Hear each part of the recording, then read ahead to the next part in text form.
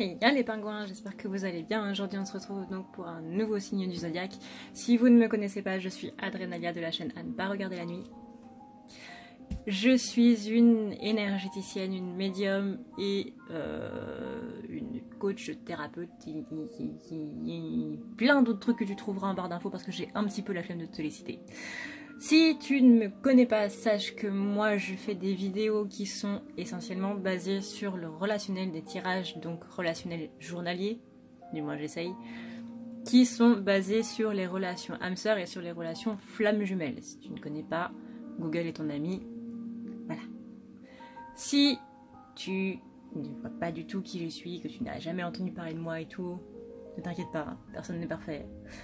Sache que moi, je ne te prendrai pas avec le dos de la cuillère, je ne te parlerai pas pour te brosser dans le sens du poil. Absolument pas. Moi, je suis brute de décoffrage et je suis là pour te bouger. Voilà.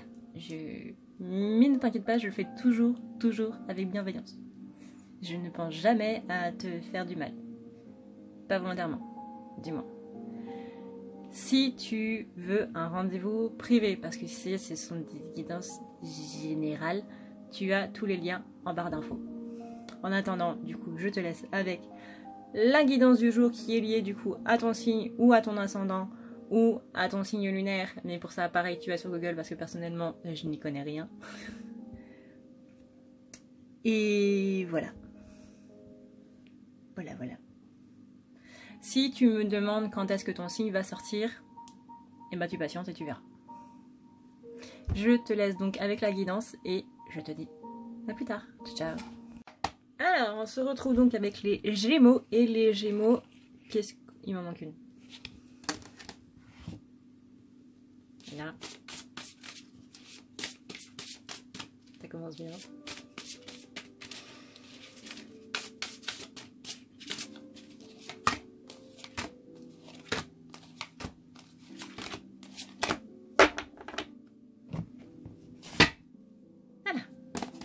Donc, je disais donc, on est avec les Gémeaux. Les Gémeaux, qu'est-ce qui va bloquer pour votre mois de janvier? Vous allez avoir une tendance à vouloir jouer les super-héros. Comme ça c'est fait. C'est-à-dire que là, vous allez vouloir mettre votre petite cape et vouloir aller sauver un petit peu tout le monde. Les gens se sauvent eux-mêmes. Il n'y a pas besoin de les aider. Donc... là, on vous dit que si vous voulez jouer les héros, essayez au moins de choisir le bon moment. C'est-à-dire que les avis dont on n'a pas demandé, on s'en fout. Voilà, donc ça sert à rien de donner ton avis si personne ne te l'a demandé. On parle aussi de pas débarquer en gros quand il faut pas quoi. C'est-à-dire que tu entends ta voisine qui est en train de crier et que toi tu débarques en défonçant la porte et finalement tu te rends compte que effectivement c'était pas le bon moment. C'est ce genre de choses dont la carte parle. Choisis ton moment et fais attention à ne pas trop vouloir sauver tout le monde. C'est-à-dire que là tu vas chercher à avoir un sentiment de paix, un sentiment de te rendre utile en fait et d'apporter la paix au reste du monde avant de te l'apporter à toi-même. Et tu vas penser que c'est en l'apportant aux autres que tu vas pouvoir te l'apporter à toi-même. Non, définitivement, non. Donc, il faut que tu te ressentes, il faut que tu reviennes à ta paix intérieure à toi, il faut que tu te calmes toi déjà, que tu te sauves toi-même déjà, et après, éventuellement, tu pourras avoir à sauver les autres. Même si, en soi, ils en ont rien à faire. On te dit donc d'utiliser les mots, c'est-à-dire que tu vas vouloir sauver les autres en utilisant la parole. Comment faire pour arranger un petit peu tout ça? Là, on te demande de t'envoler, c'est-à-dire... en gros, bah non, t'es pas le bienvenu, on n'a pas besoin de ton aide. Envole-toi et essaie de voir un petit peu plus la vie en rose. Tu verras que les gens n'ont pas besoin d'être sauvés parce que pour eux, possiblement, soit leur vie va bien, soit eux aussi, ils doivent voir la vie en rose. Donc, c'est-à-dire voir un petit peu plus le positif dans tout ce qui se passe vis-à-vis de leur vie. Et là, on te demande aussi d'être toi-même, c'est-à-dire de ne pas te mettre un rôle, voilà, de ne pas te mettre un masque, de ne pas te mettre ton costume de super-héros. Il faut que tu sois toi-même. Si tu veux aider les autres, fais-le en étant toi et non pas en devenant quelqu'un que tu n'es pas. Apporte-toi un petit peu plus de douceur, ce serait sympa aussi, parce que ton corps, il aime bien quand tu le traites bien aussi. Hein.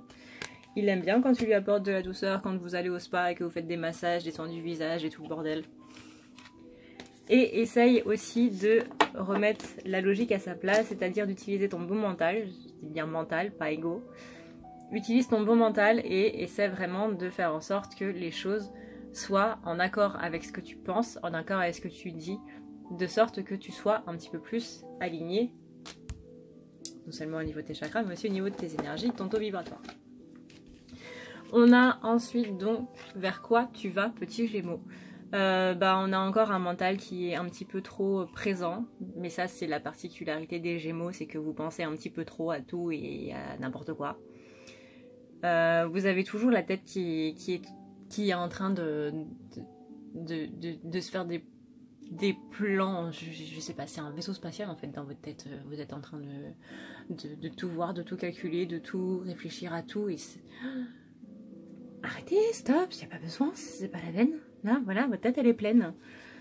Donc, prenez l'engagement envers vous-même de vous dire, ok, bah là je vais être un petit peu plus dans le partage. Pas dans le partage de vos idées, hein, parce que ça fuse tellement dans votre tête que ça va trop à la seconde.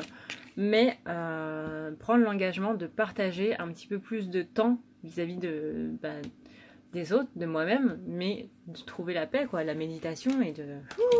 Stop. On a ensuite donc le côté sentimental. Le côté sentimental, on dit que le Tout-Puissant est là. Ça veut dire que au niveau de là-haut, là, ils sont derrière toi pour t'aider un petit peu plus sur le plan sentimental. Ce qui est quand même relativement pas mal. Donc on annonce une averse d'abondance. Donc voilà. Prends-le comme tu veux, mais en général les averses d'abondance c'est plutôt positif. Seulement, il va falloir un petit peu te mettre au travail. Donc voilà, les bûches, elles vont pas se couper toutes seules. Il va falloir que tu prennes ta hache et que tu cisailles un petit peu les ronces qui sont devant ton chemin et qui t'empêchent de progresser, qui t'empêchent d'aller de l'avant, quoi. On a aussi donc une bonne nouvelle, toujours sur le plan sentimental. Au niveau maintenant familial. Petit contretemps familial. Néanmoins, on a quand même la joie qui est présente, donc... quand même pas si mal que ça. On a aussi le fait donc, que tu vas loin, que tu te diriges loin, ça c'est bien. Et que tu suis du coup le grand plan. C'est-à-dire que chaque personne naît sur Terre avec une certaine destinée, un certain plan à faire. Et même si on prend des détours, c'est pas grave, on y revient toujours. Donc toi tu es plutôt bien sur ce grand plan étant donné qu'on dit que tu vas loin. Néanmoins, il y a un petit contretemps, mais c'est pas grave parce que dans tous les cas, la joie est là. Donc c'est pas si mal que ça. On a ensuite donc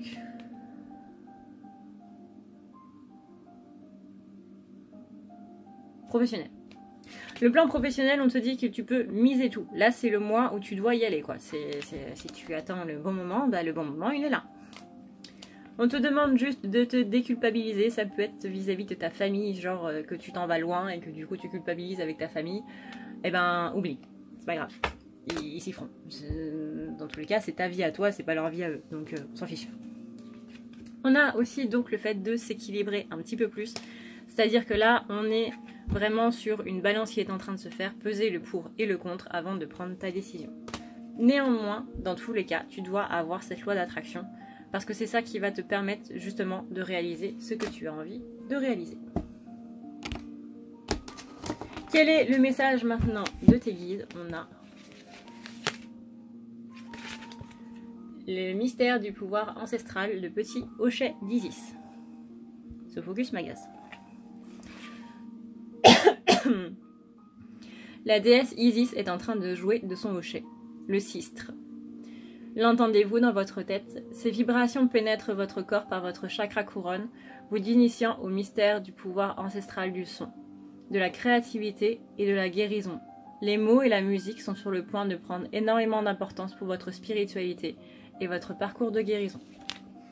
Là, en gros, on est en train de te dire que écoute bien les paroles des chansons quand tu es dans ta voiture en train de rager dans les bouchons. Parce que visiblement, il y a un message pour toi dans les paroles des musiques. Ou alors, il y a une musique qui peut te porter en état de méditation ou ce genre de délire. Voilà. J'espère donc que cette guidance t'a plu. J'espère que tu as passé un bon moment avec moi. En tout bien, tout honneur, bien entendu. N'oublie pas que si tu veux, du coup, une guidance personnalisée, tu trouveras tout ça dans la barre d'infos. Le site, c'est annepalmirlanu.com. N'hésite pas à aller fouiner, parce que c'est bien fouiner. On trouve des informations intéressantes, genre comment ça se passe un rendez-vous, ou qu'est-ce qu'il faut savoir, ou ce genre de choses. En attendant, moi, je te fais d'énormes bisous. N'oublie pas de faire attention pour, du coup, la soirée du 31. On ne le dira jamais assez, c'est plutôt sympa d'avoir un éthylotest dans ta voiture avant de prendre la voiture, histoire de savoir si justement tu peux prendre ta voiture ou si tu devrais mieux rester chez toi, enfin c'est tes amis, pardon, ou peu importe où tu es. Essaie toujours d'avoir un moyen de rentrer autre que ta voiture, histoire de, ça pourrait éviter à tes proches de passer de longues heures d'attente et d'angoisse à se dire quand est-ce qu'ils rentrent, il ou elle. Voilà. Je sais pas trop de quel sexe tu es, mais voilà. Je te souhaite donc un bon réveillon, un joli mois de janvier, et je te dis à plus tard. Ciao, ciao.